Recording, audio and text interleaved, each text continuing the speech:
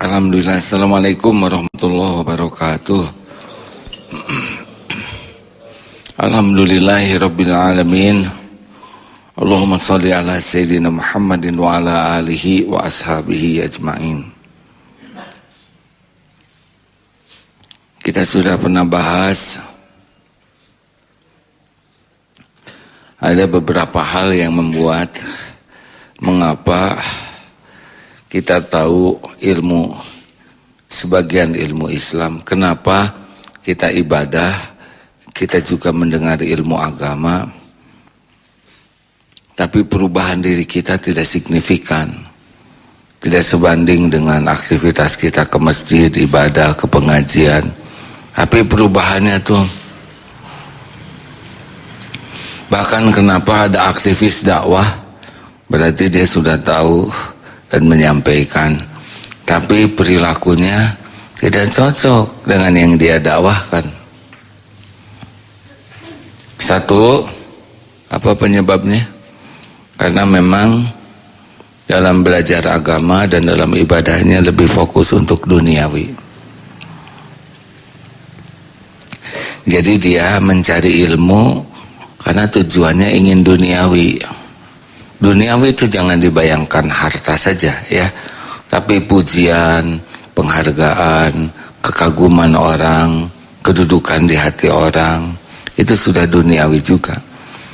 Ada yang belajar agama hanya untuk gelar, untuk status ustad, ustazah, atau hafiz, hafizoh, qori, qori'ah, dan lebih sibuk dengan disebut di sisi makhluk daripada di sisi Allah. Allah tahu setiap niat, tidak bisa bohong.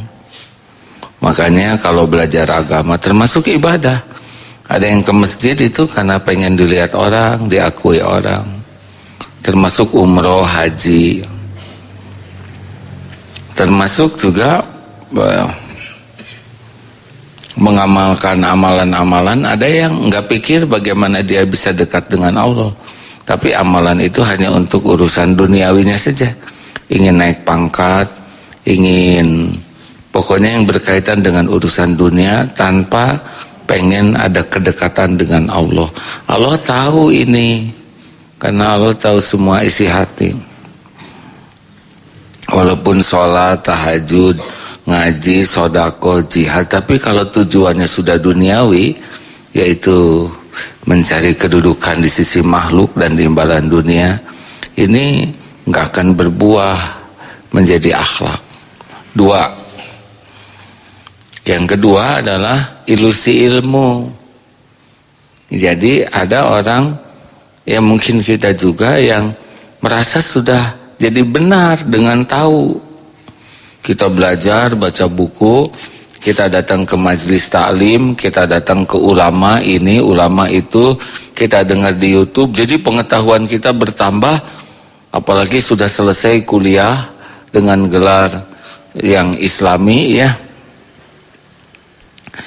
Saya sudah mesantren sekian tahun, saya sudah baca kitab ini, kitab itu. Nah, dengan bertambahnya ilmu dan amal, dia merasa sudah jadi baik.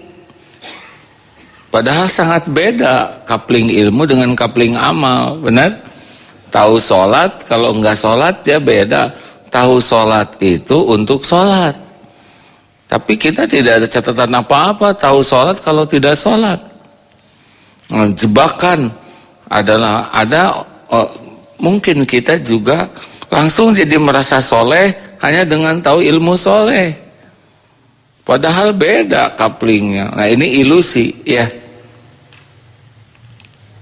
Maka tidak usah heran ada yang debat ilmu agama sampai emosional.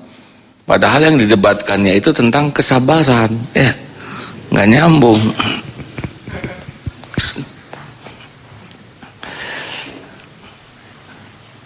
Yang ketiga adalah ujub.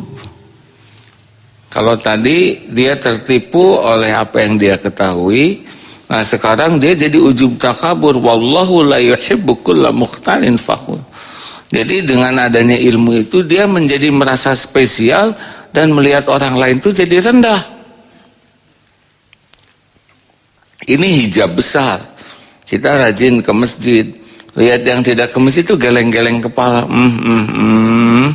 Ini ahli neraka ya, gitu. Ini hari Kamis, ada yang saum, ada yang tidak. Giliran dia saum, lihat yang tidak saum, ya Allah, ampunilah kesesatan mereka, gitu. Ini udah bisa ngaji, denger yang belum lancar ngaji itu, tua si tua, ngaji nggak bisa kemana wae. Apakah pikiran itu menyelesaikan masalah? Apakah pikiran dan perasaan seperti itu menambah kebaikan? Tidak, malah hijab. Kita jadi nggak dapat apa-apa dari ilmu yang kita miliki. Harusnya bagaimana? Harusnya kita sadar bahwa kita bisa ke masjid itu adalah taufik Allah. Kalau Allah nggak nolong, kita nggak kesini juga nih. Bahwa kita bisa tahajud itu Allah yang ngebangunkan. Semua kebaikan yang kita lakukan, wa ma bikum min ni'matin fa minallah. Semuanya hanya karunia Allah. Jadi kita nggak boleh merasa lihat yang lain kita jadi hutang. Istilahnya begini, coba kalau anak diculik, mau ngebebaskan atau mau meremehkan anak? Kan kalau anak diculik, dasar anak kecil sih diculik, dabloon. Ini tidak menyelesaikan apa-apa. Harusnya kita mati-matian ngebela supaya dibebaskan dari penculikan. Nah, ini yang keempat, yaitu inna syaitana lakum aduwwun fattakhiduhu aduwwa. Sesungguhnya setan itu musuh bagimu, perlakukan sebagai musuh. Nah, kita mah nggak sadar bahwa kita ini dikepung oleh setan. Nambah ilmu, nambah amal, itu setannya juga nambah serius karena strategis. Ini nih, di antara ruangan ini kira-kira yang paling dikepung, ditipu dan diperdaya setan yang mana? Jawab, ini yang lagi ngomong. Strategi sekali. Kalau yang lagi ngomong ini bisa digelincirkan, berapa banyak ini yang akan tergelincir? Berapa juta orang yang mendengar yang akan tersesat? Jadi nambah ilmu, nambah posisi. Coba, mana yang lebih gigih ditipu setan? Yang belum bisa baca Quran atau hafiz dan hafizoh? Oh, hafiz dan hafizoh, itu setannya juga pasti menggunakan dalil. Karena efektif sekali. Kalau seorang hafiz tergelincir berbuat maksiat, ini akan membuat yang lain, eta ge hafiz juga gitu. Antakna sama Iqra we jilid 1 diawet-awet, takut tergelincir.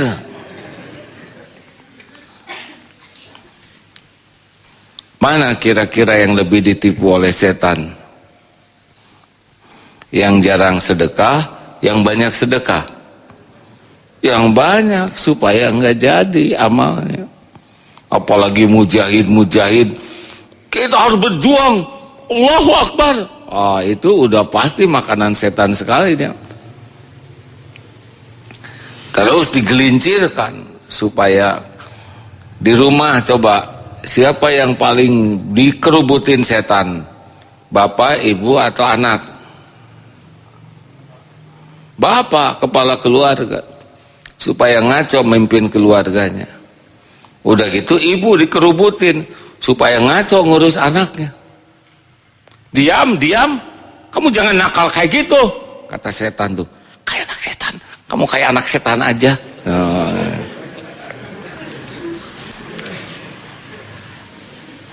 Nah, begitulah hadirin, ada dalil yang kita dengar sekarang. Silakan. Tes. Hadis. Bismillahirrahmanirrahim. Dari Abu Hurairah radhiyallahu anhu berkata bahwa Rasulullah sallallahu alaihi wasallam bersabda, barang siapa yang menuntut ilmu agama yang seharusnya ia mengharap keridhaan Allah, namun ia mempelajarinya hanya untuk memperoleh keuntungan dunia, maka ia tidak akan mencium harum surga pada hari kiamat. Dari Abu Hurairah radhiyallahu an berkata bahwa ia mendengar Rasulullah sallallahu alaihi wasallam bersabda, sesungguhnya orang yang pertama kali akan diadili pada hari kiamat adalah seorang syuhada. Ia akan dibawa ke hadapan Allah, maka Allah memperlihatkan kepadanya kenikmatannya, dan ia pun mengenal kenikmatan itu. Lalu Allah bertanya, apa yang telah engkau perbuat dengan kenikmatan itu? Ia menjawab, aku telah berperang karena engkau sehingga aku mati syahid. Allah berfirman, kamu dusta, kamu berperang bukan karena aku, tetapi kamu berperang karena ingin disebut pahlawan, dan kamu telah diberi sebutan itu. Kemudian diperintahkan kepada malaikat agar ia diseret di atas wajahnya, kemudian dilemparkan ke dalam neraka. Yang kedua, orang yang belajar dan mengajarkan ilmu agama dan yang suka membaca Al-Quran akan dibawa ke hadapan Allah, maka Allah memperlihatkan kenikmatan-kenikmatannya, dan ia pun mengenal kenikmatan-kenikmatan itu. Lalu Allah bertanya, apa yang telah kamu perbuat dengan nikmat-nikmat itu? Ia menjawab, saya telah belajar dan mengajarkan ilmu serta membaca Al-Quran karena engkau. Allah berfirman, kamu dusta, kamu belajar dan mengajar ilmu agar dikatakan bahwa kamu ulama, dan kamu membaca Al-Quran supaya disebut qari, dan engkau telah mendapat sebutan itu. Kemudian diperintahkan kepada malaikat agar ia diseret atas wajahnya lalu dilemparkan ke dalam neraka. Yang ketiga, orang kaya yang diberi banyak harta, ia dibawa ke hadapan Allah, maka Allah memperlihatkan kenikmatan-kenikmatannya, dan ia pun mengenal kenikmatan tersebut. Kemudian Allah bertanya, apa yang telah engkau perbuat dengan nikmat-nikmat itu? Ia menjawab, aku tidak membiarkan satu jalan pun yang patut diberi infak, kecuali aku infakkan hartaku karena engkau. Allah berfirman, kamu dusta, kamu menginfakkan harta bukan karena aku, tetapi kamu menginfakkannya supaya disebut dermawan, dan kamu telah diberi sebutan itu. Kemudian diperintahkan pada malaikat agar ia diseret di atas wajahnya, kemudian dilemparkan ke dalam neraka. Hadis riwayat Imam Muslim. Nauzubillahi min zalik. Nah, saudaraku sekalian, artinya jangan merasa aman dari tipu daya setan. A'udzubillahi minasyaitonirrajim. Harus selalu berlindung kepada Allah dari tipu daya setan. Kalau tergelincir bukan karena kehebatan setan, tapi karena kebodohan kita mengikuti bisikan setan. Setan melemah, hanya bagian nipu, tapi kita bodoh mau ditipu oleh setan yang lemah. Biasanya karena sangat kurang berzikir kepada Allah Subhanahu wa taala. Terima kasih. Beberapa pengumuman sebelum guru kita bergabung bersama kita. Satu, pada jam 10 pagi ini, setengah 10 di Masjid Trans Studio Bandung. Silahkan hadir di sana, ada kajian tauhid. Dan yang kedua, malam harinya di Darut Tauhid seperti biasa. Ini bukan pengajian malam tahun baru ya, malam Jumat. Dan sesudah dari Darut Tauhid kebagian tugas di Masjid Pusdai pada waktu jam 10 malam. 10 paginya di Trans Studio, 10 malam di Pusdai. Pengumuman selanjutnya, Masjid Darut Tauhid di Palestina di jalur Gaza, insya Allah sudah selesai. Lokasinya di Deir Balah bagian tengah Palestina, ukurannya 16 kali 13, luas bangunannya 248 meter persegi, bisa menampung sampai 500 orang. Mulai pembangunan 31 September dan selesainya 30 Desember kemarin. Alhamdulillah 4 bulan. Mitra relawannya adalah Ustadz Abdullah Onim. Pada hari ini yang akan hadir Bapak Wali Kota dari Bandung jalur Gaza ya, yaitu Syekh Muhammad Mansur, bertemu dengan Syekh Ridwan Kamil.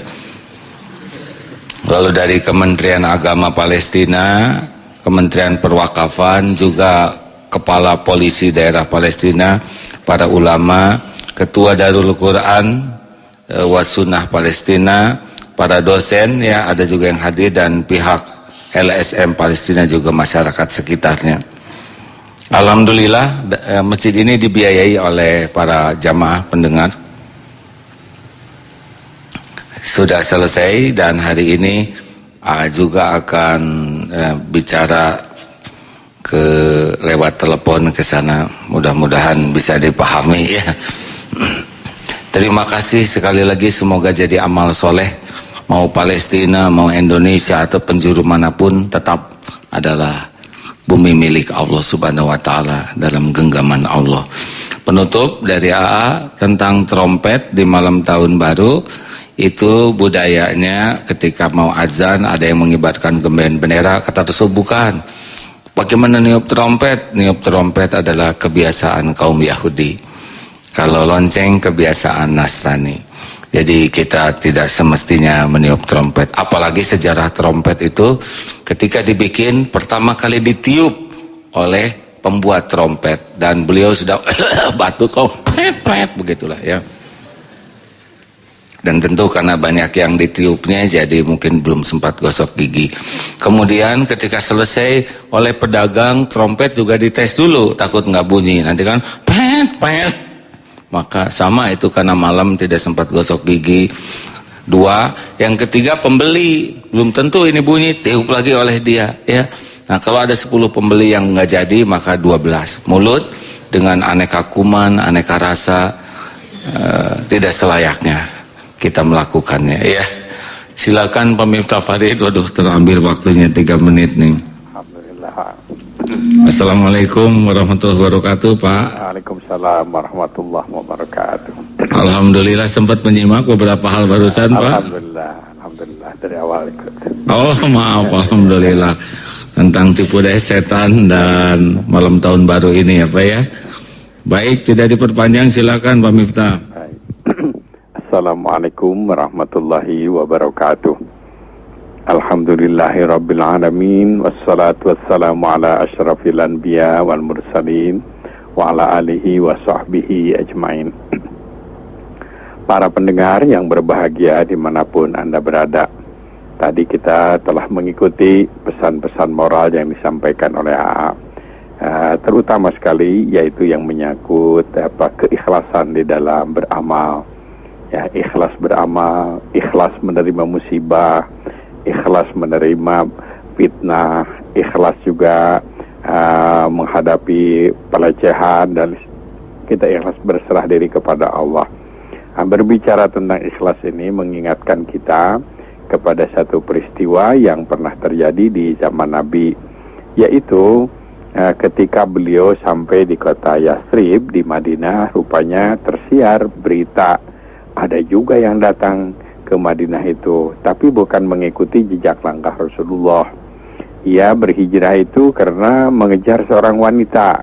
Nama wanita itu katanya Ummul Qais, sehingga populerlah pada waktu itu Muhajir Ummul Qais, orang yang berhijrah karena mengejar Ummul Qais.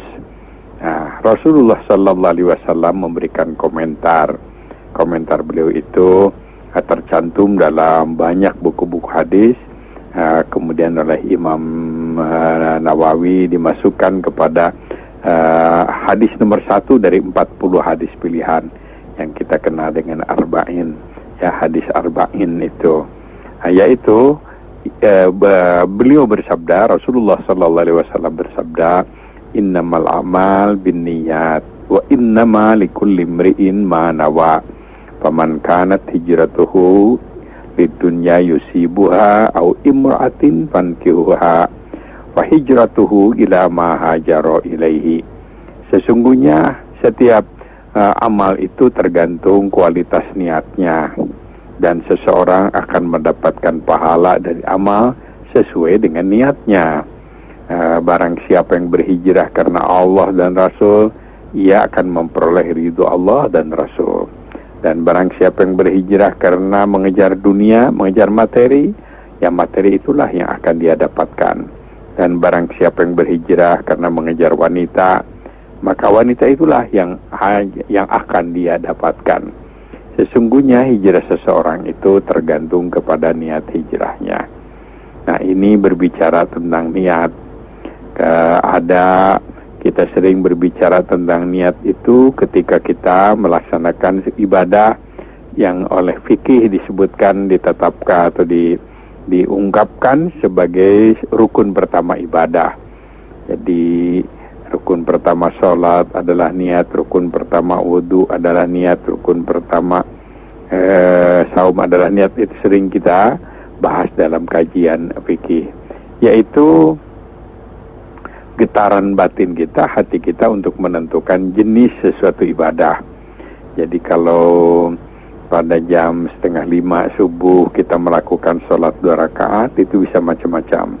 Bisa tahiyatul masjid, bisa syukurul wudu, bisa qobliyah subuh, bisa istikharah, dan bisa juga sholat subuh. Yang membedakannya adalah niat kita dalam hati, ini sholat apa yang kita lakukan. Jadi kalau begitu sholat 2 rakaat niat subuh, tentu setelah itu tidak boleh sholat lagi. Tapi kalau baru syukur wudu, masih belum subuh. Lakukan sholat lagi tahiyatul masjid, masih juga belum subuh. Kemudian qobliyah, masih juga belum subuh. Sudah beberapa kali 2 rakaat, tapi karena belum niat, berarti belum melakukan sholat subuh. Kalau pada bulan Syawal kita melakukan saum, itu bisa macam-macam. Saum apa ini?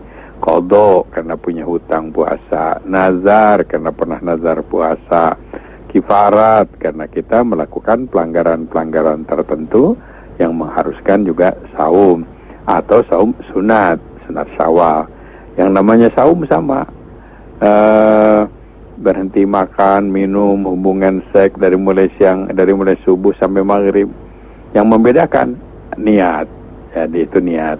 Nah, ketika kita mengeluarkan uang, disampaikan kepada katakanlah panitia, badan amil zakat, itu uangnya sama, tapi bisa macam-macam. Kalau kita niatnya itu adalah fidyah, maka mesti konsumtif, harus beli makanan untuk fakir miskin. Kalau yang kita berikan itu wakaf, maka tentu itu harus dijadikan sebagai benda atau dana yang abadi, tidak boleh dipakai, dan seterusnya. Itu adalah niat. Yang niat mudah untuk menentukan jenis ibadah. Nah, itu yang biasa dibahas sebagai rukun pertama dari ibadah.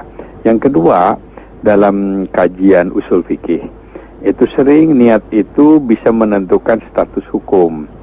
Nah, jadi sesuatu yang oleh agama tidak diatur, maka status hukumnya itu bisa berubah-ubah karena niatnya. Umpamanya saja Said Sabiq di dalam Fiqhus Sunnah itu membuat hukum tentang pernikahan. Ya, nikah itu menurut beliau bisa wajib karena jodoh sudah ada, nafkah lahir batin sudah siap. Kalau nggak nikah pastilah berbuat dosa, sehari-hari ketemu, pergi bersama, wajib itu nikah karena menjauhkan diri dari dosa. Tapi kata beliau, nikah itu bisa hanya sunat saja, sunat karena jodoh sudah ada, kemudian nafkah lahir batin juga sudah siap. Tapi kalau nggak nikah juga dia tidak akan berbuat dosa. Lebih baik cepat nikahlah itu, untuk menjaga kemungkinan tidak baik. Nah, itu adalah niat bisa menentukan status hukum. Jadi kalau kita pulang dari ibadah haji pakai gelar H, nah itu untuk apa ini? Saya pakai gelar H supaya saya malu kalau berbuat dosa itu. Menjadi baik. Tapi kalau pakai gelar haji itu adalah untuk merusak citra haji, membuat semena-mena, bisa dosa pakai gelar H itu, dan seterusnya. Nah, yang ketiga, ya tentu tidak semua perbuatan itu ketentuan hukumnya karena niat, karena motivasi. Sebab kalau sebuah perbuatan sudah pasti haram, tidak bisa berubah karena niat. Ya, tidak boleh seperti bohong itu tetap aja tidak boleh. Tapi niat saya baik, tidak ada niat baik untuk bohong tetap saja salah. Yang dibolehkan itu namanya iddirar, terpaksa. Ya, kalau tidak dusta, ayah kita akan dibunuh. Maka kita lebih baik berbohong, ayah tidak ada padahal ada. Tapi kalau orang mau nagih kepada ayah kita, lantas kita katakan tidak ada, nah ini bohong, sebab tidak akan dibunuh, hanya nagih aja. Baik, nah inilah yang kemudian menjadi bahasan kita yang tadi sudah disampaikan dengan indah oleh Agim, yaitu yang menyangkut niat dalam pengertian yang membuahkan keikhlasan, yang bentuk niat yang terbaik, yang tertinggi, yang paling baik, dan ada niat yang paling jelek, namanya riya atau sum'ah. Riya itu adalah ingin dilihat dari kata-kata ro'a, sum'ah itu ingin didengar dari kata-kata sami'a, mendengar. Ya, sekarang dikemas dengan kata-kata pencitraan supaya kelihatan baik, supaya kelihatan soleh, supaya kelihatan ini di hadapan manusia. Nah, ini adalah termasuk sebuah penyakit yang membahayakan, bisa menghancurkan semua pahala ibadah kita, bisa menghancurkan semua amal kebaikan kita. Amal kebaikan secara lahiriah tidak membuahkan kebaikan karena tidak ikhlas, yaitu tadi riya itu. Nabi Shallallahu Alaihi Wasallam menyampaikan bahwa riya atau sum'ah itu dikatakan sebagai musyrik, asyirkul asghar, kata Nabi, musyrik kecil, atau dalam hadis lain beliau menyebutnya asyirkul khawfi, musyrik samar-samar. Beliau bersabda, inna akhwafa ma akhafu alaikum asyirkul asghar. Ada sesuatu yang saya takuti di antara sekian masalah yang saya takuti. Ada yang paling saya takuti di antara yang saya takuti. Apa? Musyrik kecil, asyirkul asghar, atau asyirkul khawfi, musyrik samar-samar. Para sahabat bertanya, apa yang dimaksud musyrik kecil, musyrik samar-samar itu ya Rasulullah? Beliau menjawab, ar-riya, yaitu pamer. Nah, ikhlas tidak riya itu perbuatan yang penting untuk menjadi perhatian kita, sebab sebuah amal apapun tidak menjadi bernilai ibadah kalau kita tidak ikhlas, kalau kita riya. Tetapi iblis itu memang luar biasa. Kalau pertama iblis itu membujuk kita supaya katakanlah mungkin tidak salat begitu, dipaksakan sholat karena kita sadar bahwa ini wajib. Kemudian kita lakukan sholat, iblis nggak putus asa, menggoda lagi supaya riya. Sholat tapi nggak ikhlas. Nah, mungkin sholat sembunyi sholat nih supaya ikhlas. Sholat malam, orang lain sedang pada tidur, kemudian kita bangun. Tidak mungkin kita ingin dipuji oleh orang yang sedang tidur. Tapi iblis kembali nggak putus asa. Dibujuknya kita lahirlah sombong. Ada perasaan, wah luar biasa saya nih, paling soleh sedunia nih, orang lain tidur, saya sholat. Ini adalah godaan iblis yang dapat menghancurkan pahala dari ibadah-ibadah seseorang. Tadi sudah diungkapkan tentang dialog seseorang dengan Allah. Dalam hadis lain, dialog dengan para malaikat, yaitu ketika orang-orang mengeluh, meratap, menangis, Tuhan di dunia kami rajin salat, tapi kami dicatat sebagai orang yang tidak pernah salat. Para malaikat menjawab, kalian gak ingat dulu ketika kalian salat bukan mengharap ridho Allah, kalian salat ingin dapat pujian dari manusia. Kalau memang itu yang kamu cari, ya cari saja tuh, itu manusia-manusia yang kau mintakan pujiannya itu. Tuhan di dunia kami rajin berinfak dan sedekah, tapi kami dicatat sebagai orang yang tidak pernah infak dan sedekah. Para malaikat menjawab, apa kalian gak ingat dulu ketika kalian infak dan sedekah, kalian bukan mengharap ridho Allah, kalian waktu itu minta pujian penghargaan dari manusia supaya kalian beken jadi dermawan. Cari saja itu manusia yang kau mintakan pujian penghargaannya itu. Tuhan di dunia kami rajin berdakwah, berjihad, memperjuangkan agama Allah. tapi kami dicatat sebagai orang yang absen, tidak pernah turut berjuang. Para malaikat menjawab, apa kalian gak ingat ketika kalian berdakwah, berjihad, berjuang itu bukan mengharap ridho Allah. Kalian ingin beken, kalian ingin mendapatkan penghargaan dari manusia. Cari saja itu manusia yang kau mintakan penghargaannya itu. Dulu minta dari manusia, kenapa sekarang minta dari Allah? Ini adalah bahaya riya. Nah, ini penting sekali untuk selalu kita mantapkan keikhlasan. Karena ikhlas itu amal hati, amal batin. Karena amal hati, istri, suami, siapapun tidak tahu tentang keikhlasan kita. Hanya kita yang tahu, selain Allah yang maha tahu.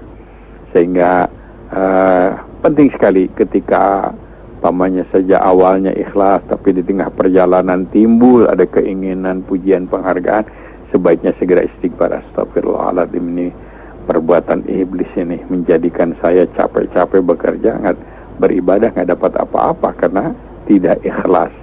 Nabi menyatakan fatuba lil mukhlisin, bahagialah orang-orang yang selalu tulus, orang-orang yang selalu ikhlas. Pernah di zaman Nabi terjadi, dikisahkan ada seorang yang bertempur dalam sebuah medan pertempuran dengan gagah berani. Gagah berani tampil ke depan berperang, kemudian dia gugur. Pada saat dia gugur, para sahabat memberikan komentar, dia gugur sebagai syuhada ini, dia meninggal dunia karena membela agama Allah, syahid. Tapi Nabi mengatakan tidak, dia mati konyol itu. Ketika diteliti begitu, kenapa mati konyol? Kalau dia gugur di medan pertempuran membela agama, rupanya baru ketahuan. Dia itu berangkat ke medan pertempuran ingin mendapatkan pujian dari seseorang.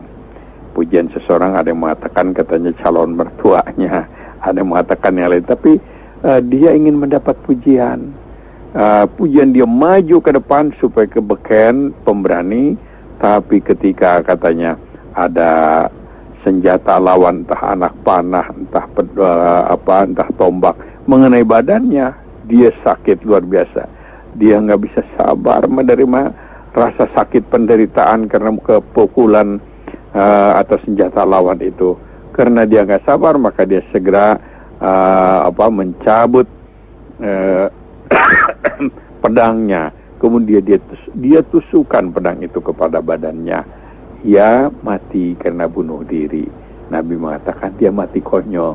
Rupanya Nabi mendapatkan informasi dari Jibril sebagai contoh bahwa orang kalau tidak ikhlas itu nggak tabah ketika menghadapi tantangan, menghadapi ujian. Kalau nggak ikhlas itu orang menjadi tidak tangguh ketika menghadapi godaan. Jadi keikhlasan itu menjadi sangat penting. Barangkali baik juga disampaikan bahwa ada kalanya kita melakukan sesuatu yang baik dipertontonkan kepada orang lain. Dipertontonkan kepada orang, niatnya adalah bukan ingin mendapat pujian, tapi ingin memberi contoh kepada orang lain. Bagi seorang guru, pendidik, bahkan pemimpin, orang tua di rumah, kalau berbuat sesuatu, seorang ayah, seorang ibu sengaja diperlihatkan di depan anak-anak, bukan ingin mendapat pujian, tapi ingin memberi contoh. Ini seharusnya begini. Seorang itu kalau menyikapi tamu harus seperti ini. Kalau kemudian menghadapi orang tua harus seperti ini. Menghadapi orang miskin harus seperti ini. Memberikan contoh. Nah, ini tentu saja baik, tapi hati-hati.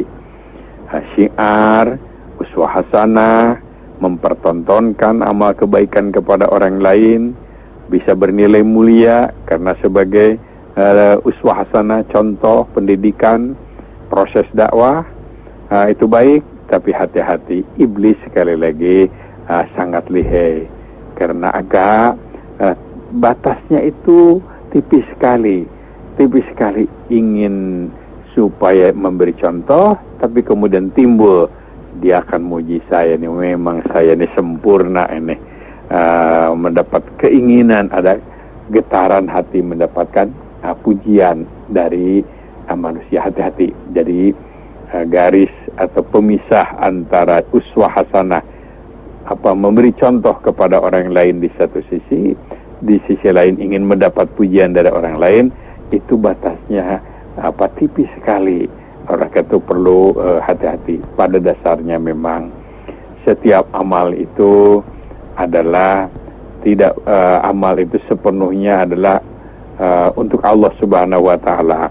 Pada dasarnya kita beramal itu sembunyi-sembunyi. Tapi sekali lagi ada saat-saat tertentu sebagai pendakwah, sebagai orang tua, sebagai pemimpin harus mempertontonkan yang baik, dan yang tidak baik itu justru harus disembunyikan. Sekali lagi, jangan karena ingin mendapat pujian, ingin mendapat penghargaan, akan tetapi ingin mendapat dukungan, akan tetapi adalah karena ingin memberi contoh yang baik dan ingin tidak memberikan contoh yang tidak baik. Sebab katanya contoh keteladanan kepada orang lain itu sering lebih efektif daripada ucapan-ucapan himbauan-himbauan. Lisanul hal afsahu min lisanil maqal, katanya. Dalam kajian ilmu dakwah itu ada sebuah ajaran bahwa berkata dengan perbuatan itu lebih efektif daripada berbuat dengan perkataan. Jadi memberi contoh kepada orang lain itu sering-sering lebih efektif dibandingkan dengan hanya menghimbau, menyuruh, dan seterusnya. Malah dalam ajaran agama kita diajarkan bagi seseorang yang sudah siap mengajak orang lain kepada kebaikan, dia harus lebih siap melaksanakan kebaikan itu. Kunu rabbaniyina mimma kuntum tu'allimunal kitab wa mimma kuntum tadrusun. Jadilah kamu pengamal pertama dari apa-apa yang kau sampaikan, apa-apa yang kau ajarkan kepada orang lain. Begitu diajarkan dalam agama. Dan Rasulullah SAW memberikan contoh. Beliau ajarkan tentang kebaikan, beliau adalah pengamal pertama dari kebaikan itu. Nah, jadi uswah hasanah, suri tuladan, atau di dalam surat As-Saff itu dengan gamblang sekali Allah menyatakan, ya ayyuhalladzina amanu lima taquluna ma la taf'alun kabura maqtan indallah an taqulu ma la taf'alun. Hai orang yang beriman, kenapa kamu selalu mengatakan mengajak kebaikan kepada orang lain, kamu sendiri enggak mengamalkan? Amat besar dosa seseorang yang cuma bisa ngomong tapi tidak bisa mengamalkan. Amat besar dosa, begitu. Kabura maqtan indallah, amat besar dosa seseorang di sisi Allah yang bisanya nyuruh orang tapi diri sendiri tidak melaksanakan. Jadi ada hal yang menyangkut uswah hasanah. Jadi seorang ibu perlihatkan yang baik-baik kepada anak, bukan ingin dipuji tapi ingin diteladani. Ketika melakukan sesuatu, terpaksa melakukan sesuatu yang tidak baik, jangan sampai anak tahu, bukan ingin dipuji, tetapi ini adalah aspek uswah hasanah, suri teladan penting. Dan problem yang dihadapi oleh bangsa kita akan sekarang ini terasa adalah krisis keteladanan. Sulit mencari figur yang memberikan keteladanan dalam berbagai aspek. Memang dalam ajaran Islam diajarkan suri teladan yang paling sempurna itu adalah Rasulullah Sallallahu Alaihi Wasallam. Nah, kita itu berusaha bagaimana mengikuti jejak langkah Rasulullah.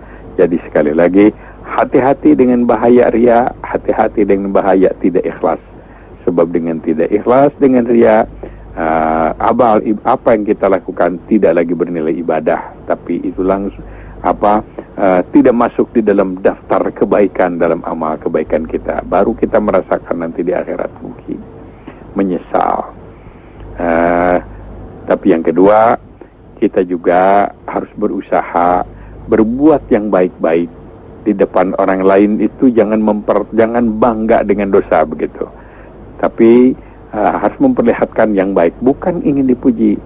Sebagai pendidik ingin dicontoh supaya menjadi contoh bagi anak didik, orang tua supaya dicontoh oleh anak-anaknya. Nah, Nabi menyatakan fatuba lil mukhlisin, bahagialah orang-orang yang ikhlas, dan juga bahagialah orang-orang yang selalu komit dengan dakwah.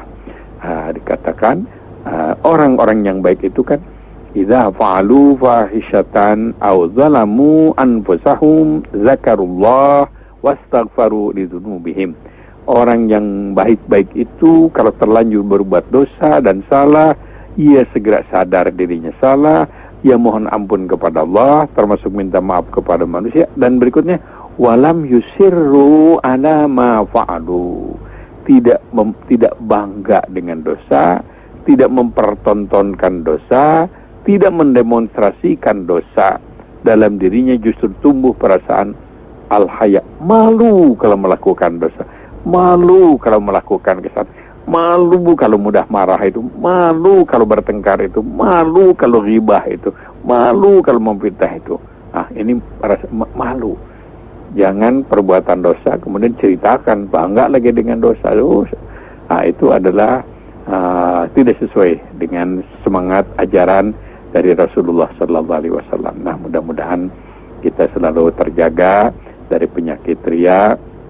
Ketika timbul ada keinginan ingin dipuji, segera istighfar. Astagfirullahaladzim. Ingat saja, rugi di akhirat. Nanti amal sudah capek tapi nggak dapat apa-apa. Tapi kalau kita berniat itu hanya untuk Allah, segalanya serahkan kepada Allah. Dari manusia itu akan datang nanti dimanage oleh Allah Subhanahu Wa Taala. Allah yang mengatur itu, yakin aja. Jadi kalau kita niat beramal karena Allah, yang lain akan kita dapatkan dari Allah, tidak dari manusia, dari Allah. Tapi sebaliknya kalau kita beramal untuk mendapat pujian dari tetangga, ya pujian tetangga saja, itu dari Allah tidak dapat. Dari yang lain juga mungkin juga tidak dapat. Mudah-mudahan Allah Subhanahu Wa Taala selalu membimbing kita untuk selalu ikhlas. Dan sekali lagi ingat, selain ikhlas, kita juga punya misi bahwa perkataan dengan perbuatan itu lebih efektif mengajak orang daripada ucapan-ucapan, daripada berbuat dengan perkataan. Baik, silakan sahabat MK serta pendengar dimanapun Anda berada. Anda bisa berinteraksi dan bersilaturahim bersama kami melalui telepon MKFM di 022 201 7076, di 022 201 7076. Serta untuk Anda yang berada di luar negeri, Anda bisa berinteraksi bersama kami melalui telepon di 022 201 7076. Baik, alhamdulillah Ustaz, sudah ada yang bergabung. Assalamualaikum warahmatullahi wabarakatuh. Assalamualaikum warahmatullahi wabarakatuh. Waalaikumsalam. Dengan Ibu siapa, di mana? Dengan hamba Allah di Cisarua. Baik, silakan Ibu. Pak Mita. Waalaikumsalam. Pak, saya sedang dibagi. Radionya mungkin yang mengganggu nih. Baik, silakan Ibu untuk mengecilkan volume suara radionya, Ibu. Ya, assalamualaikum. Ustaz, saya sedang dibagi. Anak saya sedang menderita penyakit yang seperti tadi mengatakan AA sama Ustaz. Sekarang ini sedang dirawat. Yang boleh saya tanyakan, kemarin sempat banyak penawaran untuk diobati ini dan itu, tapi saya takut kalau mendekatkan diri pada kemusyrikan. Kemudian akhirnya saya disarankan untuk saum hajat karena memang ini sudah di atas kemampuan saya. Apakah boleh melakukan saum hajat? Itu saum setiap hari. Itu yang pertama. Yang kedua, masih dalam kaitan ini, saya diminta untuk bersama suami itu bercerai supaya anaknya bisa sembuh. Karena memang waktu pernikahan itu tidak disetujui oleh istrinya yang pertama maupun keluarga. Nah, kalau boleh saya diberikan petunjuk langkah-langkah yang harus kami lakukan. Sedangkan sepenuhnya langkah yang sudah dilakukan masa lalu itu adalah langkah terbaik yang kami ambil untuk Allah. Ustaz. Terima kasih, Ustaz. Assalamualaikum warahmatullahi wabarakatuh. Waalaikumsalam warahmatullahi. Bisa dibantu tadi apa saum hajat, betul? Betul. Iya. Jadi begini, saum infak, sedekah, salat, zikir bisa dijadikan sebagai tawasul. Tawasul itu adalah pengantar kita untuk berdoa. Jadi tidak disebut saum hajat, tapi saum karena kita akan memohon kepada Allah, itu memang diperintahkan. Jadi kan dalam Al-Fatihah itu iyyaka na'budu wa iyyaka nasta'in. Jadi kalau kita mau minta kepada Allah, ya, berbuat sesuatu dulu lah kepada Allah, menyembah Allah, memuji Allah. Nah, itu disebut tawasul yang dibolehkan.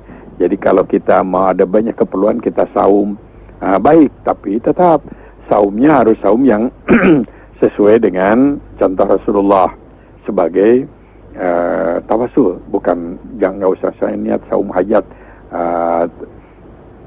saum biasa aja, saum Senin Kamis, kalau mingguan, kalau bulanan 13, 14, 15 kan, kalau tahunan ada lagi, kalau ingin banyak saum Daud. Nah, kemudian berdoa boleh, sama juga dengan sholat. Kalau kita punya keperluan, ambil air wudhu, sholat, baik sholat fardu atau sholat khusus 2 rakaat, itu yang sering disebut sholat hajat, tapi esensinya sebetulnya sholat qobliyah subuh. Nah, kemudian kita mohon kepada Allah, disebut aja sholat hajat. Tahajud itu yang paling tepat disebut sholat hajat itu. Nah, itu adalah ibadah termasuk saum sebagai tawasul. Jadi ada 3 tawasul itu. 1, sebelum berdoa, sebelum meminta, kita berbuat baik dulu. Berbuat baik tentu semuanya mengharap ridho Allah Subhanahu wa taala ibadahnya. Kemudian yang kedua, tawasul itu bisa diwujudkan dalam bentuk kita memanggil nama-nama Allah yang ada dalam Asmaul Husna, dalam Ismul Azam. Jadi berdoa itu tidak, saya minta, tidak, tapi juga dihantarkan dulu, ya Allah, ya Zal Jalali wal Ikram, ya Hayyu ya Qayyum, ya Arhamar Rahimin, ya Mughis. Berdoa itu. Terus yang ketiga, tidak penting juga minta didoakan oleh orang-orang yang kita anggap orang soleh, orang baik. Nah, itu adalah tawasul yang boleh. Yang tidak boleh, tawasul minta kepada orang yang sudah meninggal dunia. Nah, itu tidak boleh. Yang meninggal dunia, kita yang mendoakan kepada orang yang meninggal dunia. Baik, itu nomor 1. Yang kedua, mengenai cerai. Pada dasarnya, kalau sudah nikah itu jangan cerai. Kecuali kalau cerai itu sebagai sebuah solusi untuk menyelesaikan persoalan. Solusi umpamanya saja konflik yang terus-terusan, atau istri ataupun suami sudah membiasakan melakukan dosa-dosa besar, maka itu bisa menjadi salah satu sebab dibolehkannya cerai. Jadi cerai itu bukan karena dendam, tapi harus menjadi solusi untuk kebaikan semua, Nah, sekarang yang dialami oleh ibu, tentu saja kalau bisa dijaga, dipelihara akan lebih baik. Tapi saya nggak tahu apakah dengan cerai itu sebuah solusi untuk mengatasi berbagai macam problem. Karena pada dasarnya dalam Islam talak itu nggak boleh, kecuali dalam keadaan yang memang tidak bisa tidak, kecuali harus talak. Kan masih ada yang disebut sabar, masih ada yang disebut hakamen, diselesaikan oleh 2 senior, masih ada juga dengan segah, pisah, kamar tidur. Itu solusi-solusi yang disodorkan oleh Islam, maksudnya supaya jangan terus cepat talak. Tapi Islam membolehkan talak itu kalau sebab-sebab tertentu. Silahkan dipelajari, direnungkan. Pada dasarnya kalau sudah nikah itu jangan talak, jangan cerai terus selama-lamanya. Tapi kecuali karena ada sesuatu hal, kalau diteruskan malah kita ini semakin jauh dari Yang Maha Kuasa, semakin banyak dosa, semakin banyak semakin banyak kesalahan, semakin banyak menyakiti orang. Kalau begitu, setelah istikharah dan musyawarah dengan yang bersangkutan, silahkan tempuh dengan cara yang Islami, dengan cara yang baik, tidak karena dendam, tidak karena kejam, tidak karena niat-niat yang tidak baik, tapi justru sebuah solusi. Mudah-mudahan bermanfaat. Baik, alhamdulillah Ustaz, kita sudah memasuki penghujung kebersamaan. Silahkan apabila ada yang akan disampaikan kembali. Ya, para pendengar, tadi juga menyampaikan, saya ingin juga menyampaikan, karena kita berada pada akhir tahun 2015, silahkan gembira, tidak apa-apa, tidak dosa bergembira.